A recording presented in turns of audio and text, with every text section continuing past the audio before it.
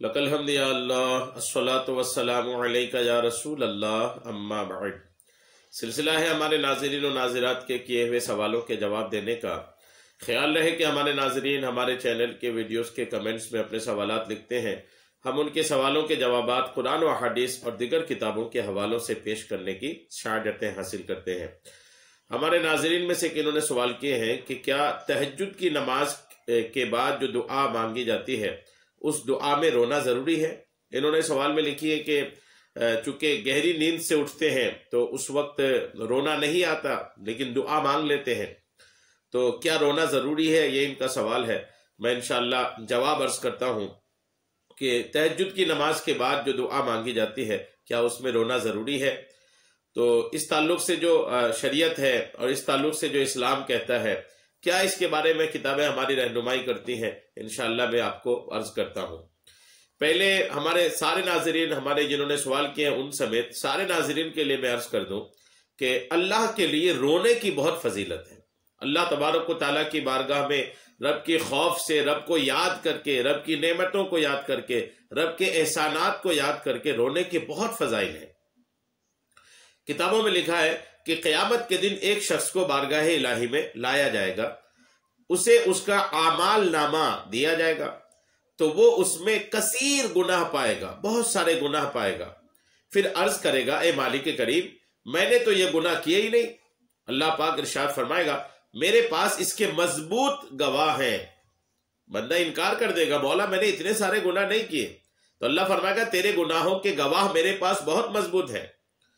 وہ بندہ اپنے سیدھی اور الٹی جانب مڑ کر دیکھے گا، وہ آدمی دیکھے گا کہ آزو بازو کوئی ہے گواہ میں، لیکن کسی گواہ کو موجود نہ پائے گا اور کہے گا، اے رب کریم وہ گواہ کہاں ہے؟ تو اللہ کریم اس کے اعضاء، اس کے پارٹس آف باڈی، اس کے جسم کے ہاتھ پیر زبان اعضاء کو گواہی دینے کا حکم دے گا۔ تو کان کہیں گے ہاں ہم نے حرام سنا اور ہم اس پر گواہ ہیں، آنکھیں کہیں گی ہاں ہم نے حرام دیکھا، زبان کہیں گی ہاں میں نے حرام بولا تھا، اسی طرح ہاتھ اور پاؤں کہیں گے ہاں ہم حرام کی طرف بڑھے تھے وغیرہ۔ وہ بندہ اپنے ہی بدن کے اپنے خلاف گواہی دینے پر حیران رہ جائے گا۔ پھر اللہ پاک اس کے دوزخ میں جانے کا حکم فرما دے گا تو اس آدمی کی سیدھی آنکھ کا ایک بال رب کریم سے عرض کرنے کی اجازت طلب کرے گا۔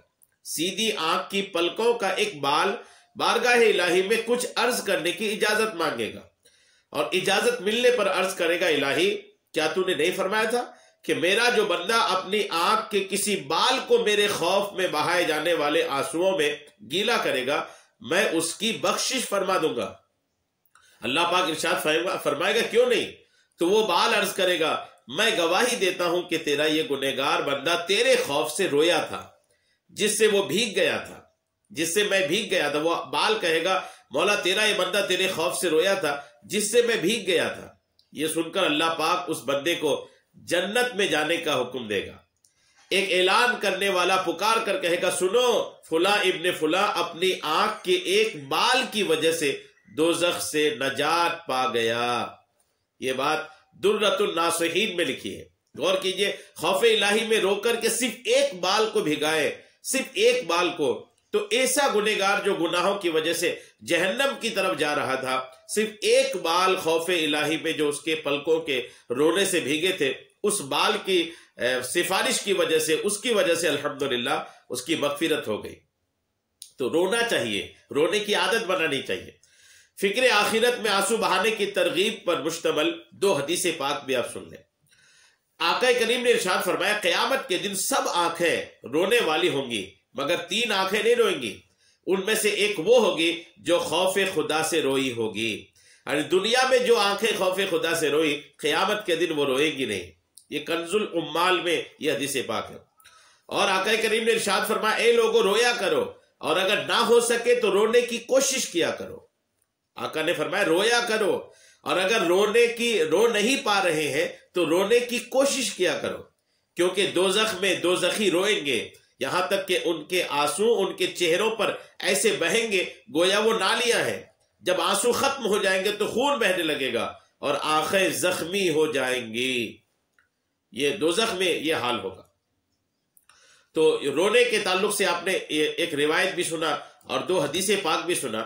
انبیاء کرام بھی خوف خدا سے بہت روتے تھے، اس میں کچھ شک نہیں کہ انبیاء کرام علیہم السلام وہ مقدس ہستیاں ہیں جو اللہ پاک کی بارگاہ میں تمام مخلوق سے بڑھ کر مرتبہ رکھتے ہیں، جو یقیناً اللہ پاک کے غضب، اس کے عذاب اور اس کی ناراضی سے محفوظ ہے، یہاں تک کہ اللہ پاک نے ان کی حفاظت کا وعدہ کر لیا ہے کہ ان سے گناہ ہو ہی نہیں سکتا، بلکہ ان کی تو شان یہ ہے کہ جن کی سفارش یہ کر دے اللہ پاک انہیں بھی دنیا اور آخرت کے عذاب سے محفوظ فرما لیتا ہے۔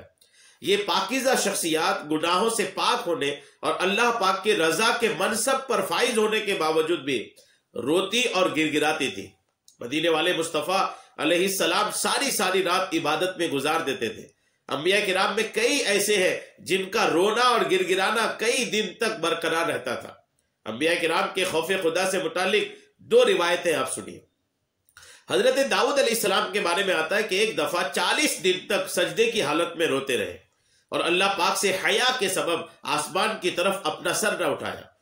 اتنا زیادہ رونے کی وجہ سے آپ علیہ السلام کے آنسوؤں سے یعنی گھاس اگ آئی تھی، آپ کے آنسو جو زمین پر گرے اس سے زمین سے گھاس اگ آئی، اتنا رویا اور آپ علیہ السلام کے سر کو ڈھانپ لیا، یعنی اتنے دن تک روئے کہ آپ کے آنسوؤں سے گھاس اگائی، گھاس اتنی اگی کہ آپ کے آنسوؤں سے وہ گھاس اگ کر کے آپ کے سر کو ڈھانپ لیا۔ حکایتیں اور نصیحتوں میں یہ روایت موجود ہے۔ اور حضرت ابراہیم علیہ السلام کے بارے میں مروی ہے کہ یہ جب نماز کے لیے کھڑے ہوتے تو خوف خدا کے سبب اس قدر روتے کہ 1 میل کے فاصلے سے ان کے سینے میں ہونے والی گڑگڑاہٹ کی آواز سنائی دیتی، ایسا روتے خوف خدا میں۔ یہ احیاء العلوم ہے۔ اولیاء کرام بھی خوف خدا میں بہت روتے تھے۔ انبیاء کرام علیہ السلام کی طرح اللہ پاک کے نیک بندے یعنی اولیاء کرام بھی خوف خدا کے سبب کثرت سے آنسو بہاتے تھے۔ حضرت ابو بشر صالح مری رحمت اللہ تعالی علیہ بہت بڑے محدث اور زبردست مبلغ تھے۔ بیان کے دوران خود ان کی ایک کیفیت ہوتی تھی کہ خوف الہی سے کانپتے، لرزتے رہتے اور اس قدر پھوٹ کر روتے جیسے کوئی عورت اپنے اکلوتے بچے کے مر جانے پر روتی ہے۔ کبھی کبھی تو کثرت سے رونے اور بدن کے لرزنے سے ان کے اعضاء کے جوڑ اپنی جگہ سے ہل جاتے تھے۔ آپ رحمت اللہ علیہ کے خوف خدا کا یہ عالم تھا کہ اگر کسی قبر کو دیکھ لیتے تو 2 3 دن حیران و خاموش رہتے اور کھانا پینا چھوڑ دیتے تھے۔ سلطان الہند حضرت خواجہ غریب نواز رحمت اللہ تعالی علیہ پر خوف خدا اس قدر غالب تھا کہ ہمیشہ خوف الہی سے کانپتے اور گرگراتے رہتے تھے۔ لوگوں کو خوف خدا کی تلقین کرتے ہوئے ارشاد فرمایا کرتے، اے لوگو، اگر تم زمین کے نیچے سوئے ہوئے لوگوں کا حال جان لیتے تو مارے خوف کے کھڑے کھڑے پگھل جاتے۔ یہ خواجہ غریب نواز کا فرمان ہے۔ معین الارواح میں خواجہ صاحب کا یہ قول منقول ہے۔ غور کیجئے کہ ہمارے اولیاء کرام کتنا اللہ کے خوف سے روتے تھے، کتنا روتے تھے۔ انبیاء کرام کو آپ نے سنا، فضائل آپ نے سنا اللہ کے خوف سے رونے کے۔ تو رونے کی عادت بنانی چاہیے، رونے کی کوشش کرنی چاہیے۔ رونا نہیں آتا ہے تو کوشش کریں، آج کوشش کریں، کل کوشش کریں، پرسوں کوشش کریں۔ کوشش کرتے کرتے اللہ نے چاہا تو وہ دن وہ رات آ ہی جائیں گے کہ جن میں آپ کو رونا نصیب ہو جائے گا۔ جب آپ کو رونا نصیب ہو گیا نا تو آپ غور کیجئے کہ اللہ کی رحمت الحمدللہ آپ پر چھما چھم برسنے لگے گی۔ تو اللہ کے لیے اللہ کے خوف سے رونے کی کوشش تو کرنی چاہیے۔ تہجد کی نماز کے بعد دعا کرتے وقت اگر رونے کی کوشش کی، آپ نے رو لیے تو الحمدللہ یہ بہت بڑا کام آپ سے ہو جائے گا۔ لیکن اگر نہیں رو پا رہے، نیند سے اٹھے نہیں رونا آ رہا ہے تو کوئی حرج نہیں ہے، تہجد کی نماز آپ کی ہو جائے گی، تہجد کی نماز میں کوئی کمی نہیں ہوگی۔ لیکن رونے کی کوشش آپ جاری رکھیں، خوب کوشش کریں، روز کوشش کریں اور کوشش کرتے رہیں اور رونے والوں کے واقعات پڑھتے رہیں، قبر کو یاد کریں، آخرت کو یاد کریں، قبر کی تنہائی کو یاد کریں، آخرت کی محشر کی بھیڑ کو یاد کریں، پل صراط کو یاد کریں، اپنے گناہوں کو یاد کریں۔ یہ ساری چیزوں کو یاد کر کے رونے کی آپ کوشش کرتے رہے۔ اللہ نے چاہا تو یہ کوشش سے آپ کو جس دن رونا نصیب ہو جائے گا آپ الحمدللہ اللہ کے نیک بندوں میں شمار ہونے لگے گی۔ امید ہے میری بات آپ کو سمجھ میں آ گئی ہوگی۔ اللہ تبارک تعالی ہم سب کو سننے سے کہیں کہیں زیادہ عمل کی توفیق عطا فرمائے، آمین، بجاہ النبی الامین صلی اللہ تعالی علیہ وسلم۔